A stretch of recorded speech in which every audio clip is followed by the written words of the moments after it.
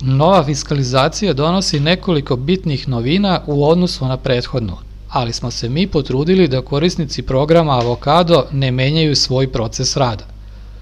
Na primjeru overe potpisa zastupnika pravnog lica pokazat ćemo na koji način se vrši štampa novog fiskalnog žurnala za pravno lice.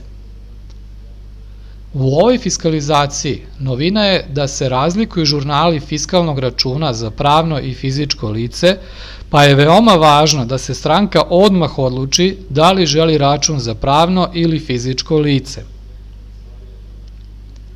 Nakon izbora lica, klikom na dugme Štampaj fiskalni otvara se prozor u kome možemo upisati da li se iznos plaća u gotovini, karticom ili preko računa firme.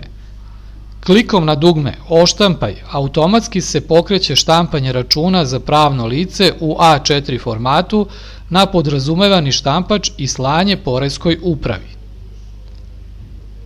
Sam račun sadrži sve potrebne elemente koje nova fiskalizacija propisuje uz naše dodatke koji se odnose na broj predmeta i poruku kupcu. U nastavku, na primjeru klauzule o overi lista nepokretnosti, pokazat ćemo kako štampati fiskalni žurnal za fizičko lice koje plaća karticom.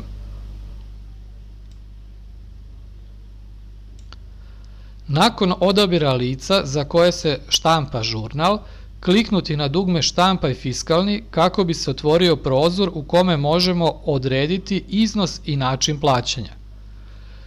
Ukoliko se stranka odlučila za plaćanje karticom, iznos ćemo upisati u odgovarajuće polje.